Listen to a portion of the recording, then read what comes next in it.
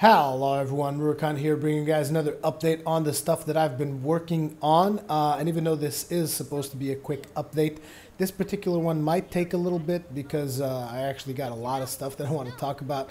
So starting right up, I want to get started with the news that I have been revamping the website. So you guys might want to go check it out again. It's rurikhan.com. Basically, I redid a lot of the stuff because one of the reasons I wasn't being able to update the old website is because I had to constantly update it. Like every single time I would upload a video, I'd have to go onto the website, update it in the website as well, then update it on Facebook and Twitter. And, you know, there was a lot of work involved with that. So I was spending more time managing my content online than creating it. So in order to change things, I was even considering just dropping the website altogether, which is what some people that I know have done. But I mean, I've put quite an effort into getting that website up and running for as long as it has.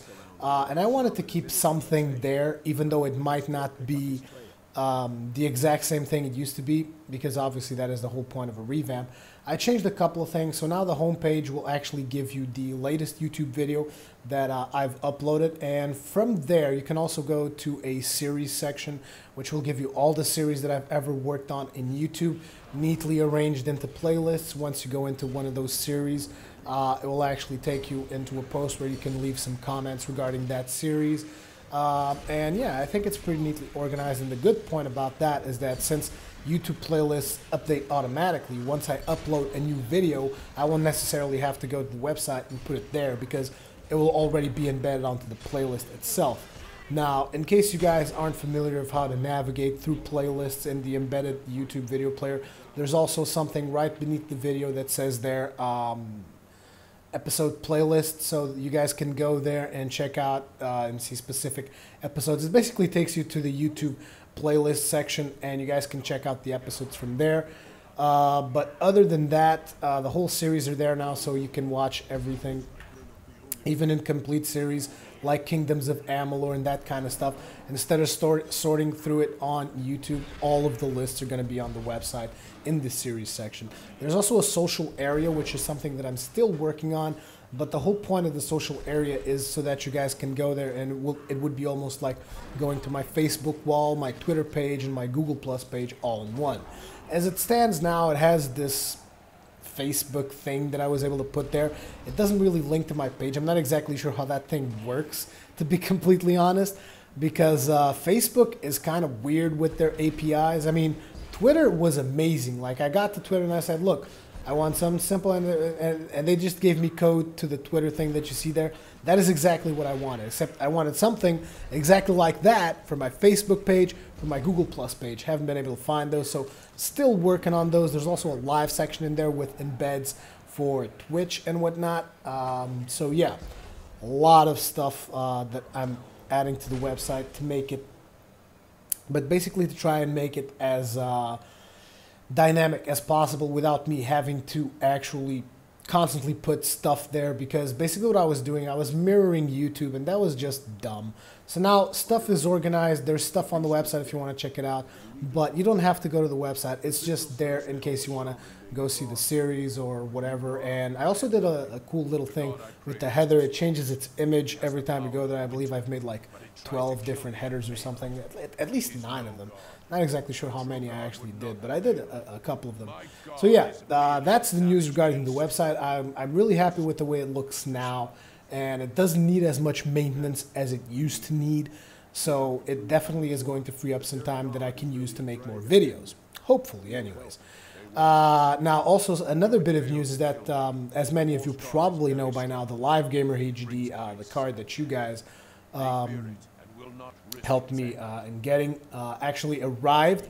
Of course, that it got stuck in Portuguese customs, which is one of the biggest well, it's not really even the biggest. It's just one of the corrupt things in Portugal, where basically the thing went to customs and they made me go there and pay an extra 60 euros for it. It's pretty much it. It's pretty much the way it goes. You go there, and they want you to pay in money too, which is the funny part. You can't use like a credit card or anything like that, because that stuff would go on the record. So they want you to go there and friggin' pay cash, and basically nobody really knows what happens to that money, now do we? They're basically lining up their pockets, let's be honest here. It's legal robbery. Let's just put it like that. That's what it is. Portuguese customs are legal robbery. And that's just the way it's going to be. So I was already expecting it even when I saw that the package was taking a long time.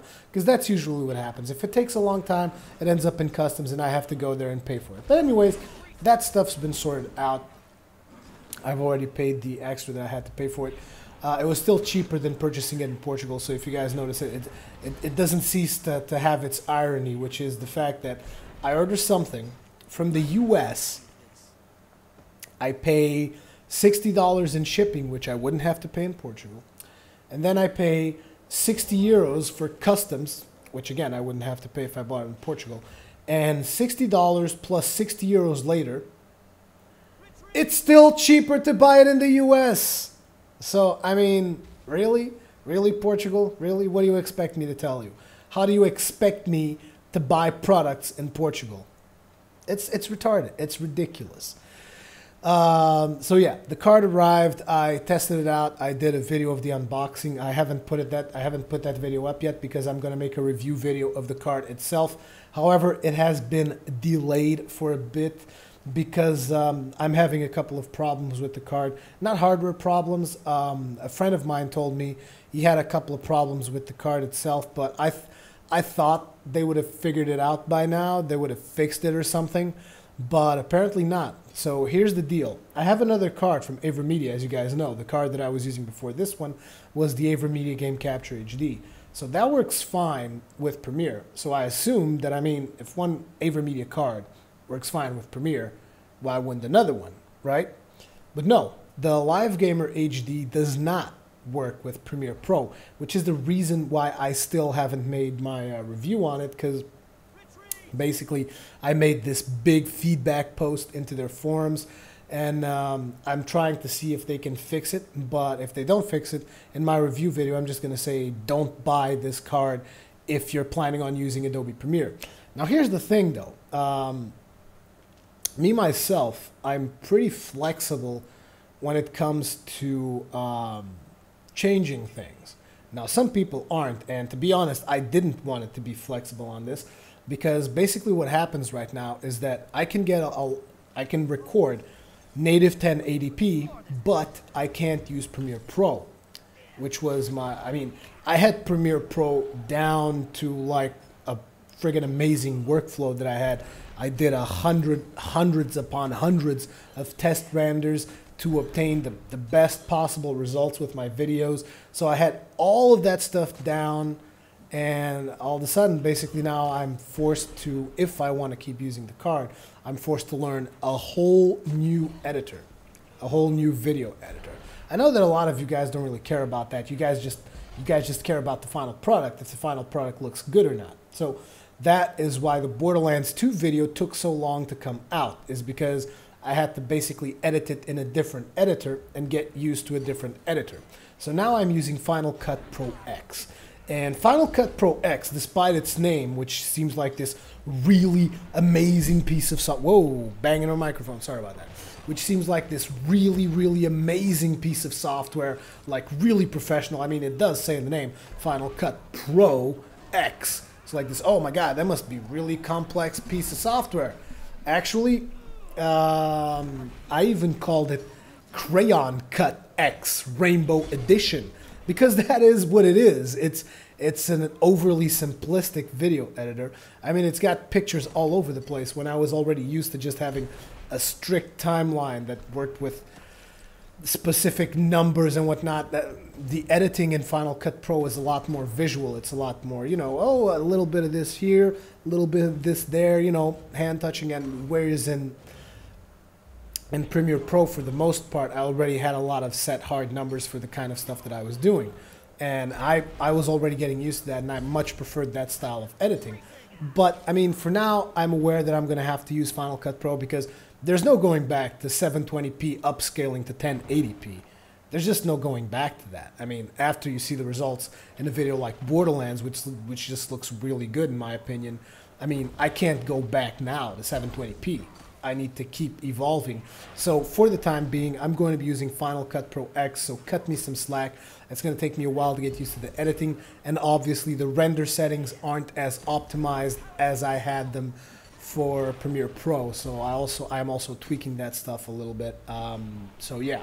Also, another thing is I need another device now, but I'm already working on getting that particular device. It's just that getting technology devices in Portugal, I feel like Bear Grylls. Really, I really do. I feel like I'm out in the fucking jungle, freaking eating maggots, because you can't find good technology.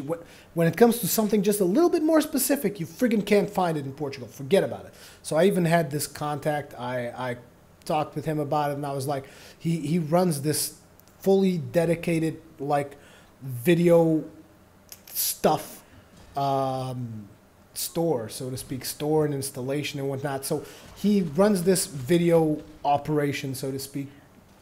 And I talked with him, and I was like, look, I need to get something that basically is really, really basic. I'm going to even tell you what the part that I need does.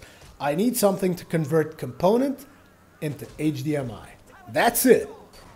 It needs to grab a 1080p component signal and transform it into HDMI. That's all it needs to do. That's it. And he couldn't find it. And this is like a guy who is a specialist in finding this kind of material. He could not find it in Portugal, and none of his European suppliers had it either. So here I am, stuck in this mess without this one device that I really need. And I was just like, I don't know. I don't know what to do. I mean, I want to buy this stuff in Portugal and whatnot, but stuff is just not working out. So anyways, I went to a website, a Spanish website, and eventually I found a Spanish website that sold a part like that, and I ordered it through Spain. So that one's not going to get stuck in customs. But it's still, again, something that I could not purchase in Portugal. It's impossible to get stuff done in Portugal. You just have to get stuff from somewhere else. Just forget about it. Like, if you ever come to Portugal, don't even think about getting technology out of it. Just forget about it. Get them somewhere else. Trust me. So anyways, that thing is ordered, and that device is going to enable me to hook up my PlayStation 3 to the new capture card so that I can capture PlayStation 3 at 1080p, which is going to be pretty damn sweet. I realize there's actually a couple of people who might be interested in that process of how you get rid of the HDCP on the PlayStation 3, and I might eventually make a video about that, but let's just try to remember that removing HDCP is illegal, so not sure if I want to make a video about that kind of stuff. So yeah, anyways, something else was I finally played through Borderlands, as you guys know. Well, played through. I finally made a video about Borderlands 2. As you guys are aware, I'm considering making a video series about it, but something probably a little bit different than what you're expecting. Not standard playthrough. We will see what I'm going to be doing with Borderlands 2. Something else was I made a video about Torchlight 2, and in that video I said I still wasn't sure if I was going to recommend the game because I recommended Diablo 3 a little bit too early and then regretted it because the game actually turned out to be a piece of crap, let's be honest here.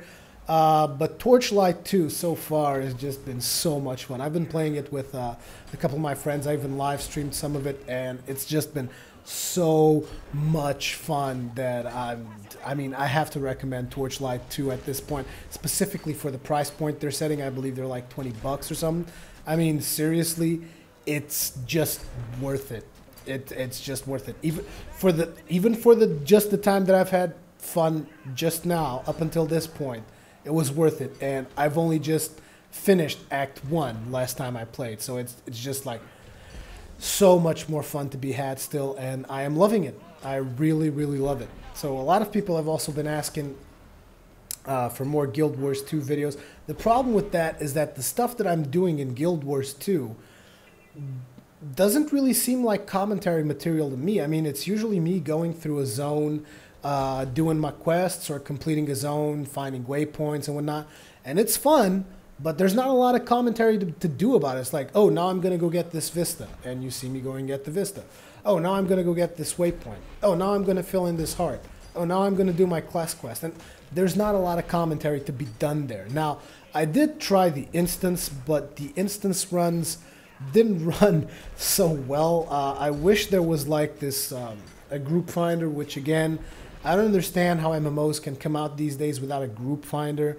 You have to manually make your own groups. That's, I mean, Guild Wars 2 has so much genius systems in the form of events and stuff like that, and shared experience and rewards for everyone who participates in events. Why can't you have a simple thing to get everyone into an instance easily without having to look for people and organize people and whatnot? I don't know. I just think there needs to be, I mean, I think that a lot of MMOs still don't know how to deal with instances, which is unfortunate, but still, Guild Wars 2, I'm really enjoying it. The thing is, like I'm telling you guys, the stuff that I'm doing right now, I don't find it particularly interesting to commentate on, which is the reason why I haven't done a lot of videos about it. That's pretty much it, but I'm still having a lot of fun in Guild Wars 2. Also, unfortunately, due to the limited amount of time I have to play that game, I've also noticed that some people have migrated from my server. Some people have left the guild and whatnot. I don't blame anyone. I mean, it's like I said, it was pretty much a chillax environment. So it's not like I was trying to go for server firsts or major events or do all the instances. I wasn't trying to achieve any of that. So it's perfectly fine. And I understand that people don't want to be there if they're not going to see me constantly in the game. So it's like, whatever, no problems, no problems whatsoever. I'm still playing the game, still having fun. So yeah, that's what I have to say about Guild Wars 2. Now regarding Shadow of the Colossus, a lot of you guys really want more Shadow of the Colossus.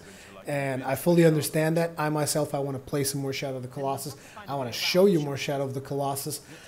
And the only reason I still haven't done more episodes on it is because I went to the back of the box of Shadow of the Colossus and supports native 1080p, and I want to record it in 1080p now that I have the capture card. I just need to get this other device that I ordered from Spain today, so if you guys can just hang in there a little bit longer, and we'll be able to record full 1080p stuff on the PlayStation, and even when we record at 720p, because some games do not do 1080p, even when we record 720p, previously with the other capture card, we were limited to 12,000 kbits a second, whereas now we're going to have 20,000, which is going to bring us a lot more quality. And that is the reason I want to start, you know, getting all these systems in place, all these devices, hook everything up to my PlayStation and whatnot. I need to get all of this stuff in place so that I can actually start, you know, doing recordings with the quality that I want. So regarding Shadow of Colossus, that is it. Also, excuse me, I actually got into another beta, but unfortunately I can't really talk about it because there's an NDA. But I got into MechWarrior Online, as some of you guys might have seen through my Twitter and whatnot, because they sent me an email indicating that I was in the beta, but it was wrong. I wasn't, so they sent me a wrong email. And then to compensate for the fact that they sent me a wrong email, they actually allowed me to get into the MechWarrior Online beta. So I already got a chance to test that out, and let me just tell you guys, for those of you who are into MechWarrior, that thing is looking really sweet. I just can't wait until I can actually talk about it to show you guys what it looks like. But it was looking really friggin' sweet. It's using the Crisis engine, and oh my god, trust me, it looks really good, and it also played really good. And I only saw like one person warping around. I'm guessing he had a lot of lag issues or whatever. But apart from that, it seemed like it was pretty solid. I only did 1 or 2 matches, though. I didn't have a lot of time on my hands to play it, so yeah. Another beta I got into, and this one was actually provided to me through the Game Station, which was awesome. Shout out to the Game Station. They granted me access to a game called Chivalry. And I actually did a video on that today. I'm not sure if I'm going to be releasing the Chivalry video before this one or after, but either way, expect the Chivalry video to hit the channel soon if it hasn't already. So yeah, that was the updates I wanted to give you guys. I mean, even though I'm trying to keep it short, I'm already 20 minutes in. So thank you very much for watching this quick update. Hope you guys are having fun. Remember, check out the website with all the changes that I've been working up on it. Leave me your feedback in this video or in comments on the website, even though I don't really have a feedback section. That's maybe something I should work on, have a feedback section on the website that you guys could leave your feedback and ideas and whatnot. So yeah, I'm going to keep on working a little bit more on the website. I'm going to put a couple of videos up. Also, yeah, regarding Dark Souls, that's something I almost forgot. Regarding Dark Souls, you guys might have noticed that I'm still uploading episodes of Dark Souls, and in Dark Souls, it's still upscaled 720p. That is because in order to do the Manus challenge, the challenge of Calamitous Intent for Epic Name Bro, in order to do that, I had to record episodes like really, really fast.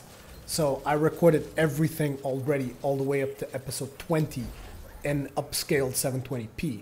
So supposedly after episode 20, so episode 21 and so forth, those will be at native 1080p, and you guys should notice a significant improvement in quality. So thank you very much for watching this video, and I will see you guys in the next one.